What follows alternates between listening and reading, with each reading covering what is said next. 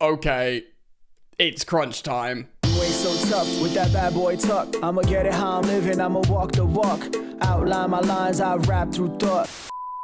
Yo, what's going on, people? Welcome back to Football Therapy with me, your host Jan. As always, my friend, I do hope you're doing well. I really do hope that the biggest game of the season is before us. This Sunday, I'll be previewing Chelsea, or shall I say Nottingham Forest versus Chelsea for the final game, day after tomorrow.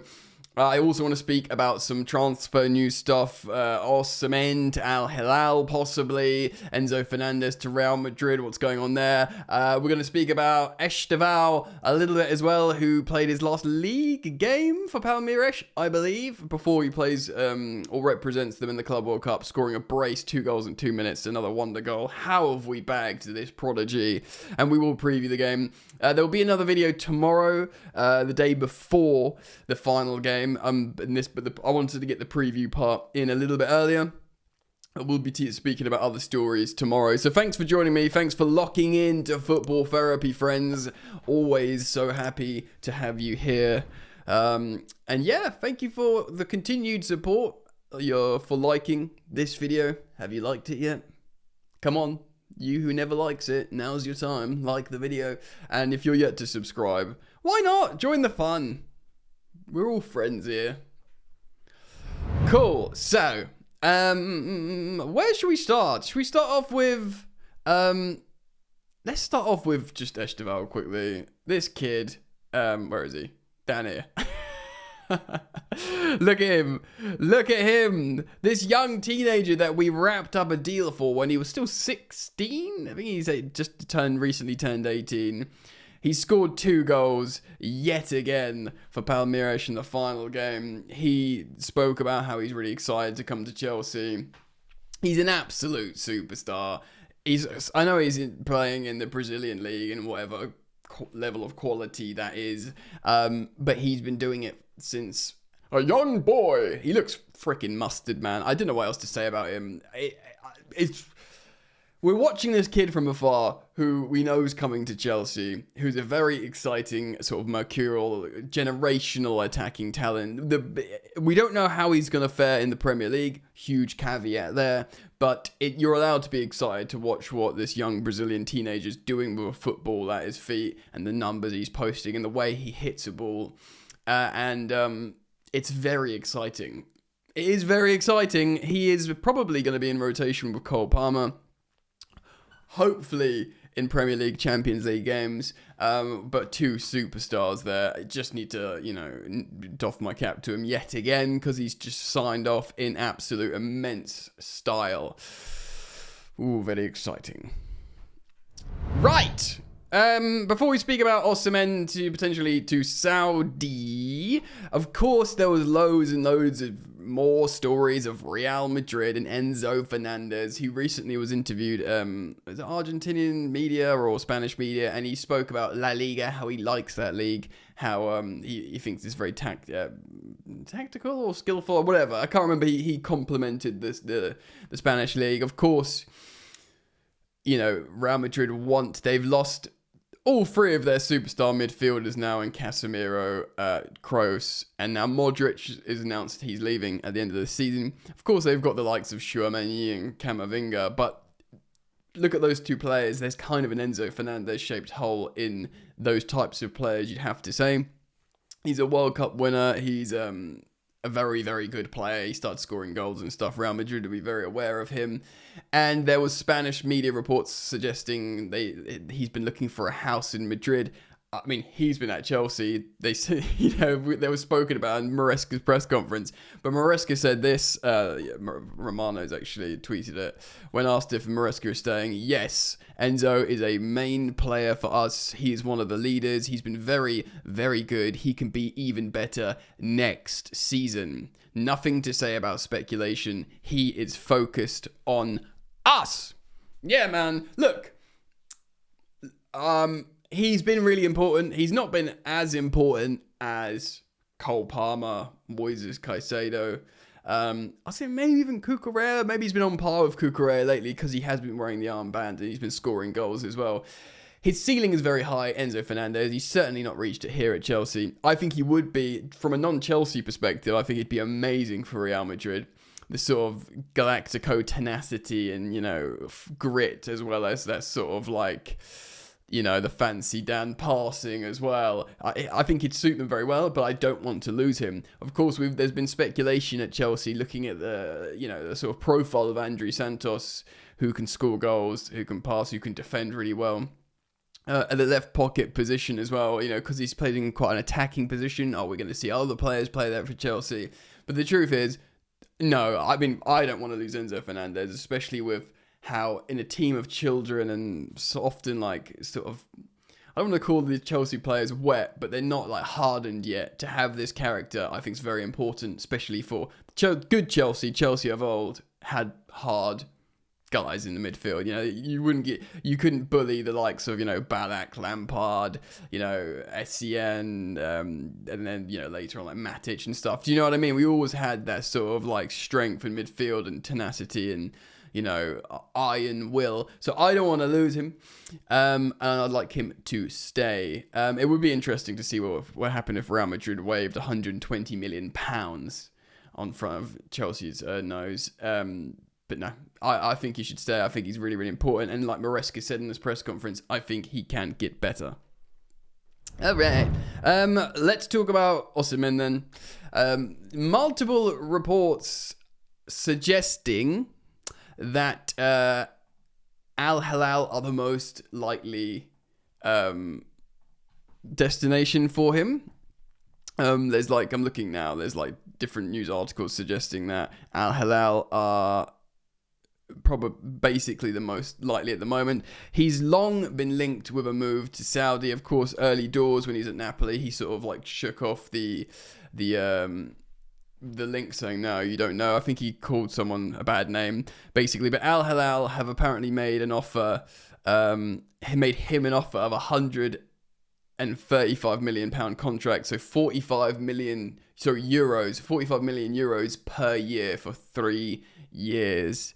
And it's coming from all different publications, Foot Mercato as well, French publication.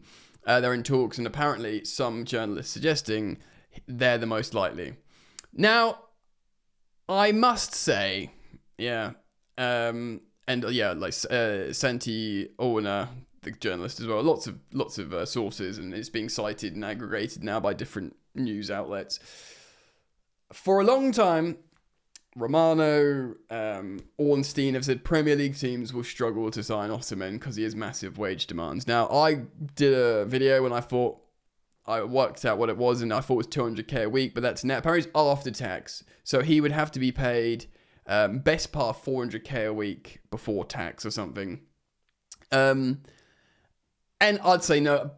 If true, that money, I would say no. I think, Haaland getting paid $500,000 a week is mental. And we've seen him score 36 Premier League goals. We know he can do it. I think it's too dangerous for a team, especially like Chelsea, with young incentive-based contracts. I'm happy to break it, especially for a superstar striker, but not mental to put your team at financial risk. And the truth is, if true, I never break news. I react to headlines, as you guys know.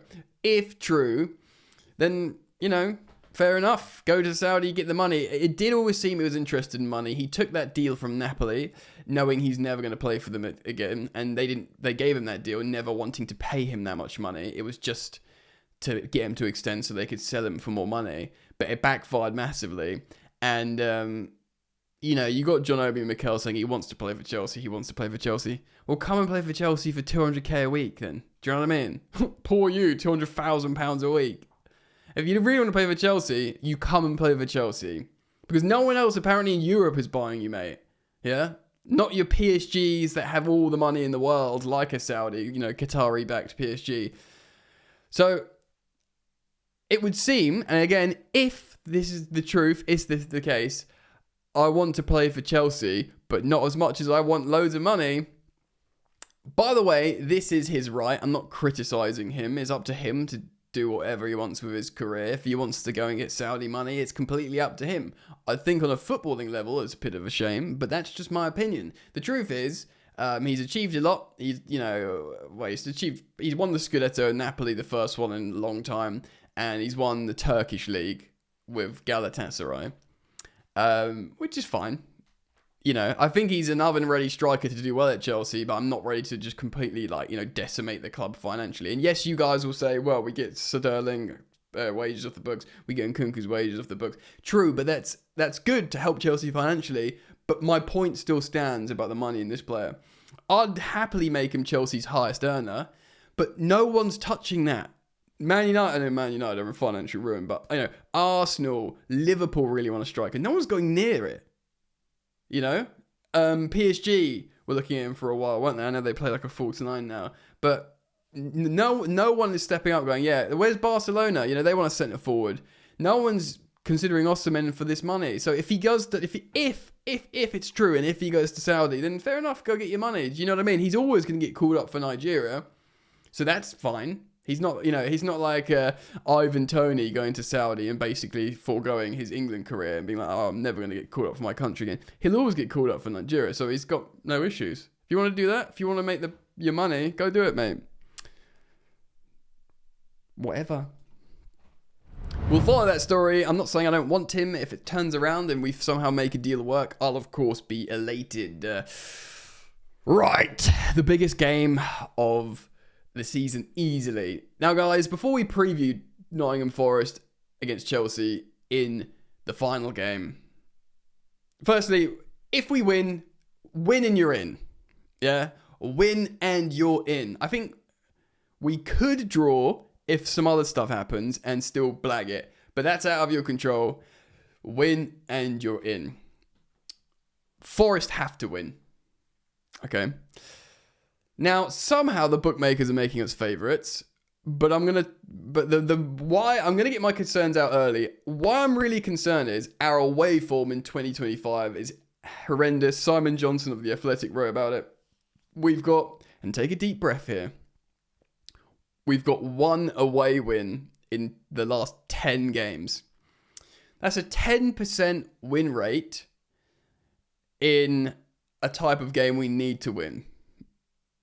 90% chance of failure. Obviously, that's... And we've got no striker all of a sudden as well. I'm worried, yeah? And we don't score goals away from home. Hence, that's probably a massive contributing factor to this.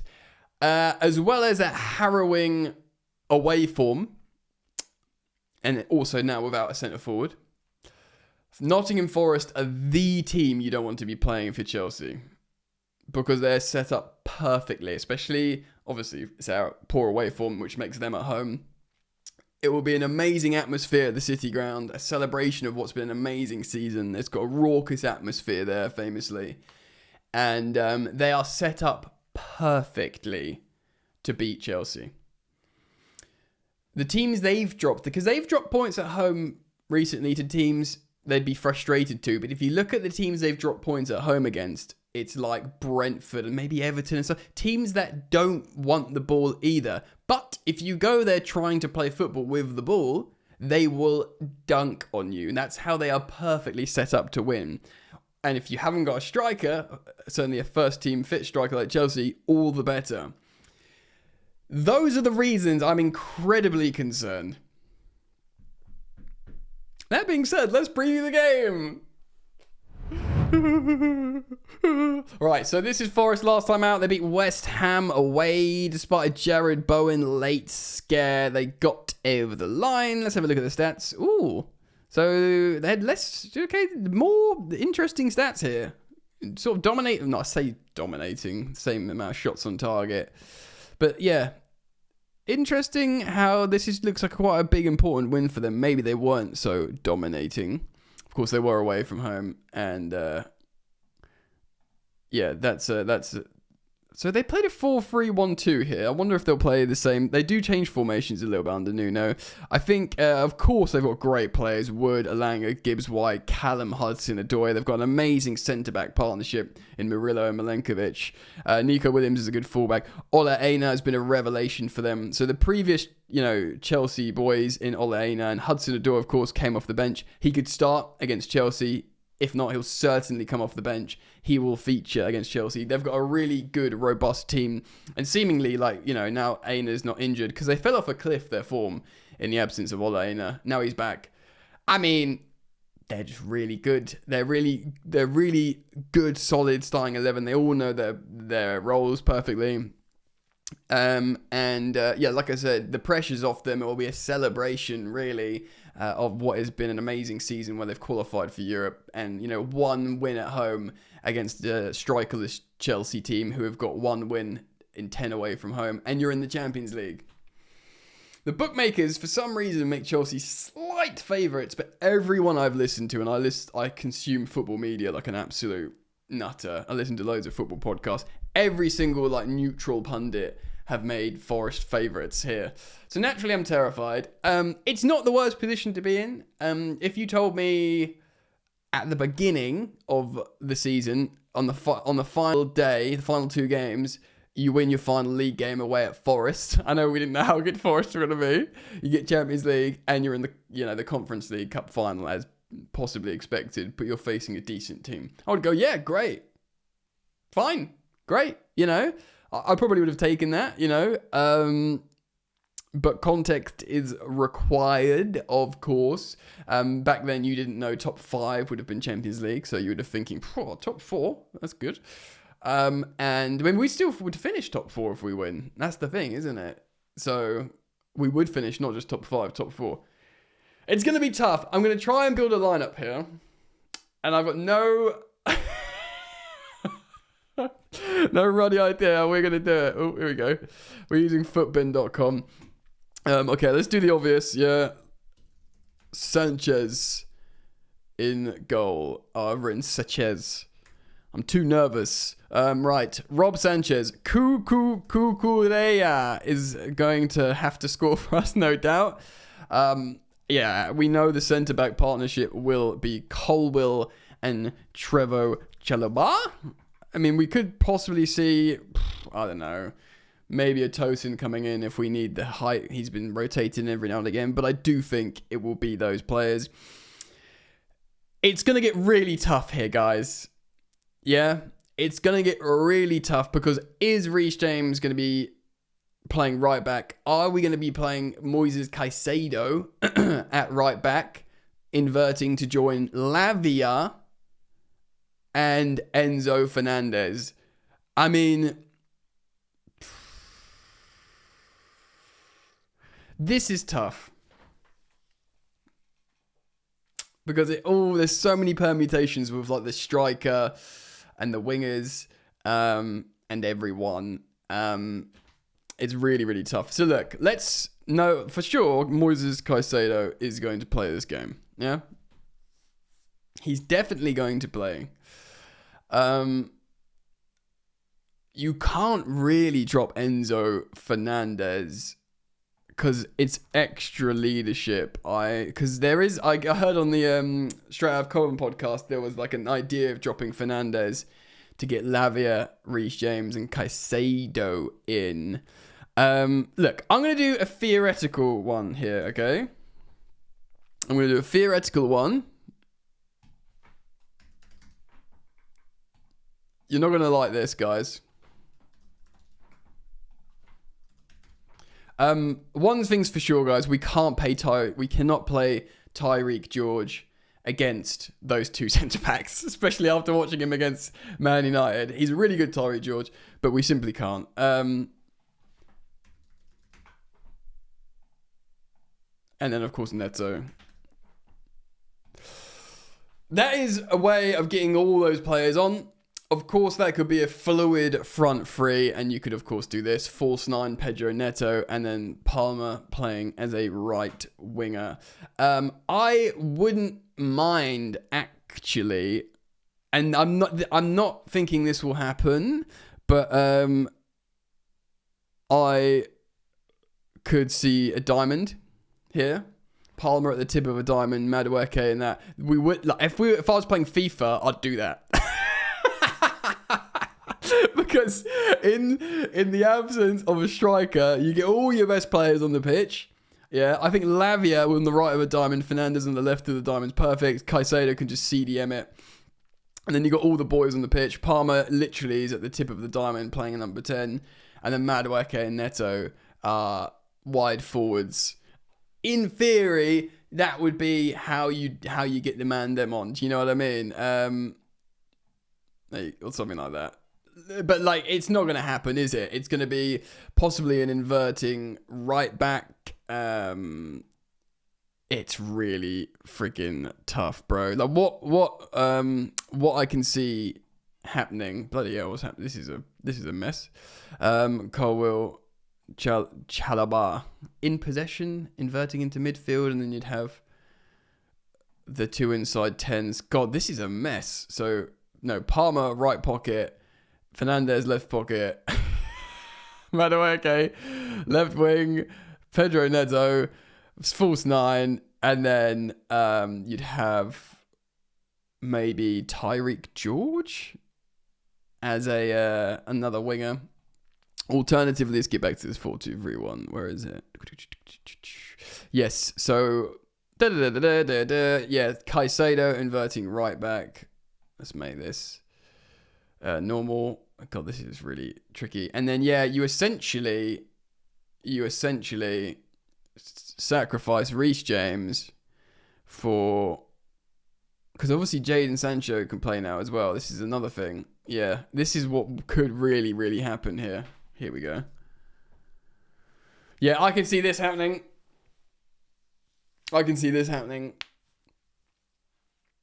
Because they'll try. The thing is, we saw Caicedo lacking a little bit, covering at right back a couple of games ago. But this is the lineup that makes our attack better in terms of Caicedo goes into midfield, which means we play a Lavia. This is when we play Lavia. Lavia and Palmer link up, line breaking passes, and then we can just get some of these players in.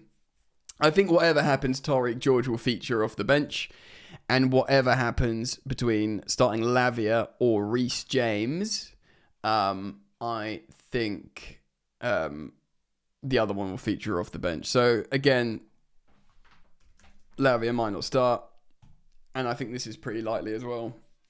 I think many Chelsea fans will look at that and think that's the way to go. It's a shame because Lavia makes the team better, but that is that's pretty strong still, innit? And you still have the likes of Lavia off the bench and Tyreek George and whoever. Mark Gue. I mean, I know I spoke about Mark Gue's been training and he is available. Apparently so's Nkunku, but I'm not buying that. I think Nkunku's being wrapped up for sale, personally. Who knows? Maybe he'll feature. But yeah, Gue, Tyreek George, Lavia off the bench, and that's pretty strong. Look, sod it. It's the last game of the season. The mood will be massively dependent on this. I think, personally, we do it! Come on the Chelsea! I'm going to say a 2-1 win and get over the line roaring. The City fans might see elsewhere that, Villa have won, that Man City are winning, that Newcastle are winning. All of them are winning, and they're like, well, even if we beat Chelsea, we're not getting in the Champions League anyway. So whatever, it's done anyway, because there is a permutation where it doesn't matter what they do against Chelsea. So if we're ahead at halftime, if they've learned, the other teams are winning, we're screwed anyway. Just don't hurt yourself. Let us win. Let you hear that, Forest? Let us win. Do the right thing. Yeah, we gave you Aina. Well, we didn't give you Aina. We gave you Hudson-Odoi. We coached Aina to that player. 2-1 win Chelsea. Let me know what you think. Longer video today. Thank you for joining me as always. Thank you for liking this video, commenting, sharing, subscribing, supporting generally. Do go check out the second channel, Football Yannick, where there's daily content as well, non-Chelsea related content. And yeah, man, I hope you enjoyed today's video. I'll see you back here soon as some news breaks or just tomorrow. All right, peace.